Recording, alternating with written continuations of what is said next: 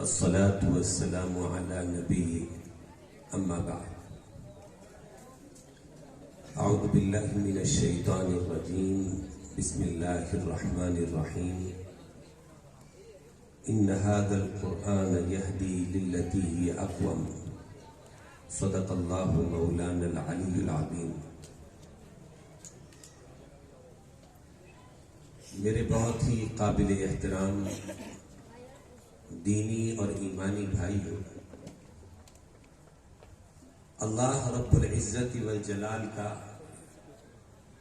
ہمیں لاکھ لاکھ شکر ادا کرنا چاہیے کہ اس نے ایسی نورانی اور بابرکت مجلس میں ہمیں شرکت کا موقع عطا فرمایا. وہ مجلس جو اللہ کی آخری اور مقدس کتاب قرآن کریم کی نسبت پر منعقد ہوئی ہے.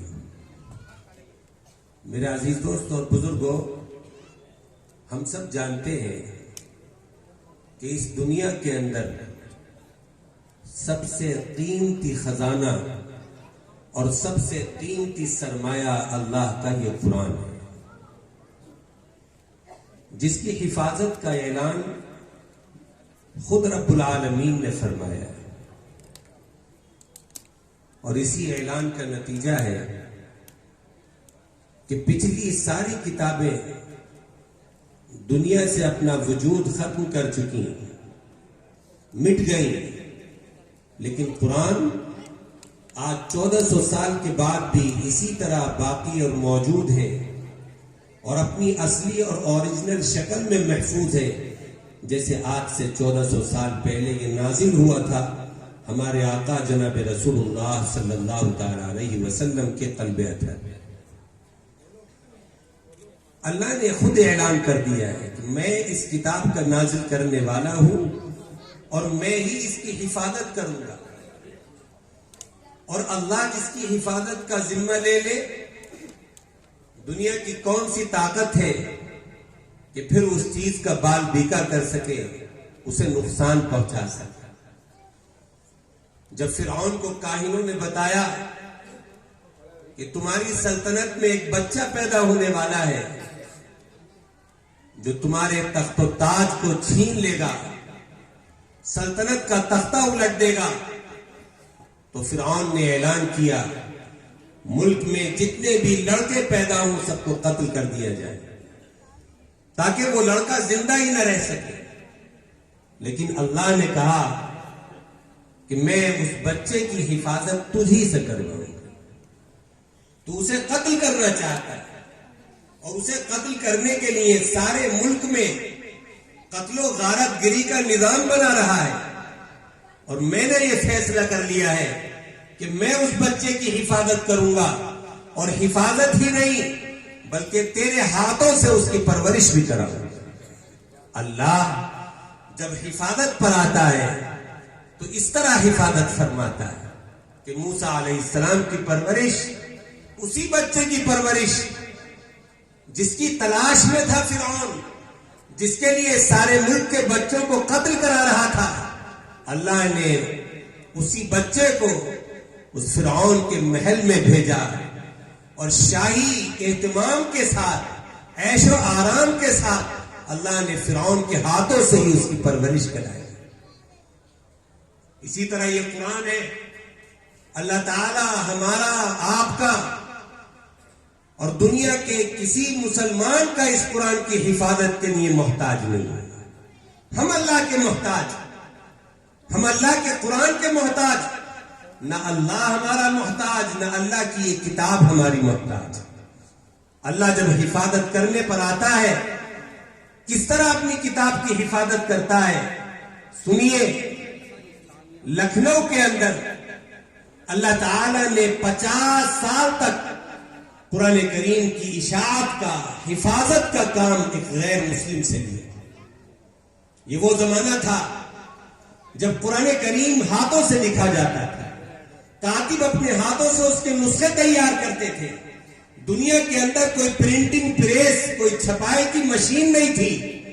انگریزوں نے جب یہ مشین ایجاد کی، پریسیں لگنی شروع ہوئی، تو ایک غیر مسلم نے لکھنؤ کے، جن کا نام تھا منشی نول کشور، انہوں نے لکھنؤ میں پریس لگائی اور انہوں نے اپنی پریس سے گیتا یا رامایण یا وید یا دنیا کی دوسری کتابیں نہیں چھاپی، بلکہ وہ کہتے ہیں کہ میرے دل کے اندر یہ جذبہ پیدا ہوا اور میرے دل میں یہ بات آئی کہ تو قرآن کو چھاپ اور پوری دنیا کے اندر اس کو پھیلا۔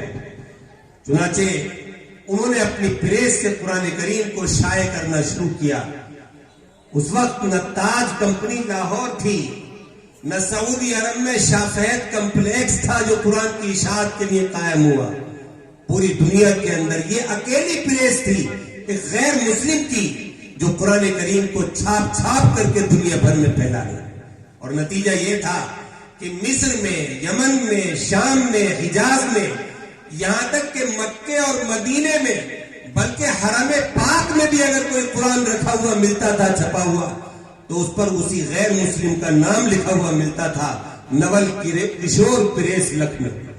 اور یہ 50 سال تک یہ بندہ خدا قرآن کی خدمت کرتا رہا، اس کی حفاظت اور اشاعت کا کام کرتا رہا۔ ہمارے ایک عالم دین اس کا کارخانہ دیکھنے کے لیے پہنچے، کارخانہ دیکھا تو پتا چلا 20 حافظ قرآن اس نے اس کارخانے میں قرآن کی خدمت میں لگا رکھے تھے۔ غرض ہے کہ جتنے ملازم تھے سب حافظ قرآن، اور ادب و احترام کا یہ حال کہ اپنے کارخانے میں کنواں کھدوا دیا تھا اور ملازمین کو تاکید کر دی تھی کہ قرآن کریم کی پلیٹوں کو جب کیمیکل سے، پانی سے دھویا جائے تو اسے نالی میں نہ بہایا جائے، بلکہ اس کنویں کے اندر اس کا پانی ڈالا جائے تاکہ قرآن کی نالی میں بے ادبی نہ ہو، اس کے پانی کے نالی میں جانے سے بے حرمتی نہ ہو۔ اللہ نے اس شخص سے قرآن کی حفاظت کا کام لیا، اشاعت کا کام لیا، اور پھر اسے یہ صلہ دیا، دنیا کے اندر بھی اسے یہ بدلہ عطا فرمایا کہ اس کی نسلوں میں اللہ تعالیٰ نے ایمان والے پیدا فرمائے، اسلام جاری فرمائے۔ اس کا بیٹا ایک موقع پر مصر پہنچا، وہاں سے قطر آیا اور اتنا متاثر ہوا اسلام سے کہ قطر میں جا کر کے اس نے اسلام کا کلمہ پڑھا، اور آج منشی نول کشور کے پوتے پڑ پوتے اس قرآن کی خدمت کی وجہ سے صاحب ایمان ہے، مسلمان ہے۔ اللہ نے ایمان کا سلسلہ اس کی نسلوں میں جاری کر دیا۔ تو میرا عزیز دوستو، بزرگوں، اللہ اگر ہمیں اس قرآن کی خدمت کے لیے استعمال کر رہا ہے، اس نے قرآن ہمارے سینوں میں محفوظ کر دیا ہے، یا قرآن کی کسی بھی طرح کی خدمت ہم سے لے رہا ہے، یہ اس کا احسان ہے، اس کا کرم ہے، اس کا اس کو فضل سمجھنا چاہیے اور اس کا شکر ادا کرنا چاہیے، ورنہ قرآن کی خدمت کے لیے، حفاظت کے لیے اللہ کسی کا محتاج نہیں۔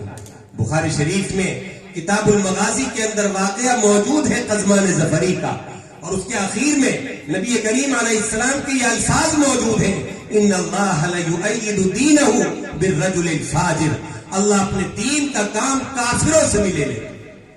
اس لیے اگر ہم دین کی کچھ خدمت کریں، مدرسوں کی خدمت کریں، قرآن کی خدمت کریں، تو اس پر اترانے کی ضرورت نہیں ہے، اس میں ریاکاری پیدا کرنے کی ضرورت نہیں ہے، اسے اللہ کی توفیق جانے، اپنے لیے ایک نیک عمل سمجھیں اور اس کی حفاظت کی کوشش کریں اور اللہ کا شکر ادا کرتے ہیں۔ میرا عزیز دوستو، بزرگوں، قرآن کریم کی نسبت پر یہ مجلس منعقد ہوئی ہے۔ میں تو صرف اتنا چاہتا ہوں اور آپ حضرات کی خدمت میں دست بستہ یہ عرض کرتا ہوں کہ خدا کے واسطے اس مجلس سے خالی ہاتھ نہ جائیں، یہاں سے کچھ لے کر کے جائیں۔ اور کیا لے کر کے جائیں؟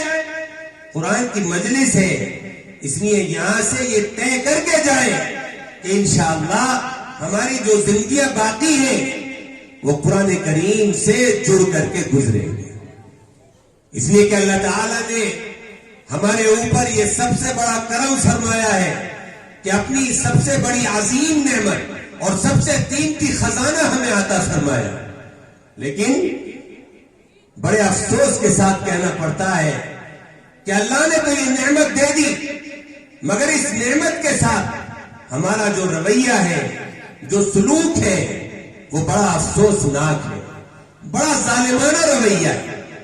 ہم نے اس قرآن کریم کے نزول کو ہی نہیں سمجھا کہ اللہ نے یہ نعمت دی کیوں ہے, دنیا کے اندر اس کو نازل کیوں کیا ہے. ہم سمجھ لیتے ہیں بچہ حافظ قرآن بن گیا, قرآن کی ہم نے خدمت کر دی, حق ادا ہو گیا. ہرگز نہیں, اللہ کے قرآن کا اس طرح حق ادا نہیں ہوتا. علماء نے لکھا ہے کہ قرآن کے 5 حقوق ہیں. پہلا حق یہ ہے کہ ہم قرآن کریم پر سچے دل سے ایمان لائیں. یہ اللہ کی سچی کتاب ہے, اللہ کی آخری اور مقدس کتاب ہے. اس کی ایک ایک آیت, ایک ایک کلمہ, ایک ایک زبر زیر پیش برحق ہے, سچا ہے اللہ کی طرف سے. دوسرے, قرآن کریم کی تلاوت کو اپنا معمول بنائیں.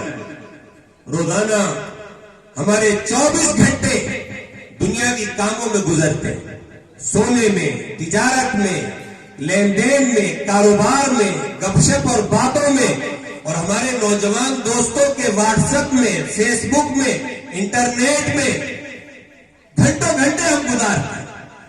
بعض نوجوان دوست پوری رات موبائل میں لگے رہتے ہیں, لیکن قرآن کریم کا ایک پارا پڑھنے کے لیے ہمارے پاس فرصت نہیں ہے. کاروبار کے لیے ٹائم ہے, مردوں عورتوں کے پاس گپ شپ کے لیے ٹائم ہے, میری تیری کے لیے ٹائم ہے, لیکن اگر ٹائم نہیں ہے تو قرآن کے لیے ہمارے پاس ٹائم نہیں ہے, قرآن کی تلاوت کے لیے ہمارے پاس وقت نہیں ہے. یہ بڑی کوتاہی کی بات ہے اور قرآن کی حق تلفی کی بات ہے. قرآن کا حق ہے ہم پر کہ ہم اسے اپنی تلاوت کا معمول بنائیں, اس کی تلاوت کو اپنا مشغلہ بنائیں. ایک تعداد, ایک مقدار روزانہ کے لیے متعین کریں کہ مجھے اس مقدار میں اتنے رکوع یا اتنے پارے روزانہ قرآن کریم کے پڑھنے. اگر ہم قرآن کریم کی تلاوت کریں گے تو اس کے بے شمار فائدے ہمیں حاصل ہوں گے. پہلا فائدہ, قرآن کے ہر حرف پر اللہ 10 نیکیاں عطا فرماتا ہے. حضور فرماتے ہیں اگر کسی نے الف لام میم کہا تو الف کی 10 نیکیاں, لام کی 10 نیکیاں, میم کی 10 نیکیاں. صرف الف لام میم کہنے سے 30 نیکیاں اس کو مل جائیں. پاؤ پارا, یہ ایک پارا اگر پڑھ لیا تو پھر تو ہزاروں حروف اس کے اندر آ گئے, اور ہزاروں حروف پر, ہر حرف پر 10 نیکیوں کے اعتبار سے لاکھوں نیکیاں ہمیں حاصل ہو گئی. تو پہلا فائدہ تلاوت کا یہ ہے کہ اجر و ثواب کے ذخیرے بن جاتے ہیں, انبار لگ جاتے ہیں قرآن کی تلاوت کرنے سے. دوسرا فائدہ آقا نے فرمایا ان القلوب لتصدع کما یصدع القرآن اذا اصابہ کما یصدع الحدید اذا اصابہ الماء. دیکھو, دلوں کو بھی زنگ لگتا ہے جس طرح لوہے کو زنگ لگتا ہے جب اسے پانی ٹچ ہو جاتا ہے. صحابہ نے عرض کیا قیل وما جلاؤہا یا رسول اللہ, اے اللہ کے رسول یہ زنگ دلوں کا دور کیسے ہوتا ہے؟ دلوں کا یہ میل کچیل, دلوں کی یہ سیاہی, یہ تاریکی, یہ وحشت اور ظلمت کیسے دور ہوگی؟ دل اس سے کیسے پاک ہوں گے؟ مجلہ, مصفہ, منور اور مزکہ کیسے ہوں گے؟ فرمایا کثرت ذکر الموت و تلاوت القرآن. 2 کاموں سے, ایک تو اپنی موت کو کثرت سے یاد کیا کرو, اور دوسرے قرآن کی تلاوت کیا. قرآن کی تلاوت کا دوسرا فائدہ یہ ہے کہ دلوں کا زنگ دور ہو جاتا. دن رات ہم گناہوں کے اندر لپٹ رہتے ہیں, ہماری زندگیاں گناہوں کی نجاستوں اور غلاظتوں میں ملوث گزرتی ہیں, اور ان کے اثرات ہمارے دل پر پڑتے ہیں. دل سیاہ ہوتے ہیں, تاریک ہوتے ہیں, دل پر دھبے پڑتے ہیں کالے گناہوں کے. لیکن اگر ہم قرآن کی تلاوت کرتے ہیں تو ہمارے دل اس زنگ سے, ان سیاہ دھبوں سے پاک صاف ہو جاتا. قلب سلیم بنتا ہے, صحت مند بنتا ہے. اور اللہ تعالیٰ کا اعلان ہے قیامت کے دن وہی شخص کامیاب ہوگا جو صحت مند اور صاف ستھرا دل لے کر کے آئے, الا من اتى اللہ بقلب سلیم. تو یہ دوسرا فائدہ ہے تلاوت قرآن کا. امام احمد ابن حنبل علیہ الرحمہ نے اللہ کو خواب میں دیکھا, زیارت ہوئی اللہ کی, تو اللہ سے پوچھا یا اللہ کون سے عمل کے ذریعے بندے کو آپ کا قرب نصیب ہوتا ہے؟ ہم M L A, M P, منتریوں, وزیروں کے قریب جانے کی کوشش کرتے ہیں, ان کے قریبی بن جائیں, مقرب بن جائیں, لیکن ان کی کیا حیثیت ہے اللہ کے قرب کے سامنے؟ امام احمد نے پوچھا اللہ تعالیٰ سے وہ کون سا عمل ہے جس سے بندہ آپ کی بارگاہ میں مقرب ہو جاتا ہے، آپ کے قریبی بن جاتا ہے؟ فرمایا اللہ تعالیٰ نے قرآن کی تلاوت کرنا۔ یہ تیسرا فائدہ ہے، ہم قرآن کی تلاوت کریں گے، اللہ کا قرب نصیب ہوگا، اس کے بارگاہ کی مقبولیت نصیب ہوگی، مقربیت نصیب ہوگی۔ اسی طرح جب بندہ اللہ کے قرآن کی تلاوت کرتا ہے تو اللہ تعالیٰ بتاتا ہے میری رحمتیں اس پر نازل ہوگی۔ وَإِذَا قُرِئَ الْقُرْآنُ فَاسْتَمِعُوا لَهُ وَأَنصِتُوا لَعَلَّكُمْ تُرْحَمُونَ۔ یہ قرآن کریم جب پڑھا جاتا ہے، سنا جاتا ہے تو اللہ کی رحمتوں کا نزول ہوتا ہے۔ وَنُنَزِّلُ مِنَ الْقُرْآنِ مَا هُوَ شِفَاءٌ وَرَحْمَةٌ۔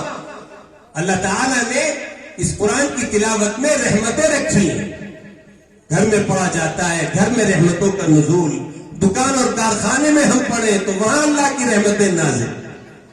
اسی طرح اللہ تعالیٰ نے اس قرآن کریم کی تلاوت میں شفا رکھی، سورہ فاتحہ کے پڑھنے میں شفا، سورہ یاسین کے پڑھنے میں شفا، قرآن کریم کی آیت آیت میں شفا۔ اللہ خود فرما رہا ہے میں نے ابھی آیت پڑھی، ہم نے قرآن میں وہ آیتیں نازل کی ہیں جو ایمان والوں کے لیے شفا کا ذریعہ ہے، جس سے شفا ملتی ہے، روحانی امراض سے بھی شفا، جسمانی بیماریوں سے بھی شفا، ہر مرض سے، ہر بیماری سے اللہ نے شفا رکھی ہے اس کی تلاوت۔ اسی طرح یہ قرآن بہترین ذکر ہے اللہ کا۔ جب بندہ اس اللہ کے ذکر کو کرتا ہے، اللہ عرش پر اس کا ذکر کرتا ہے۔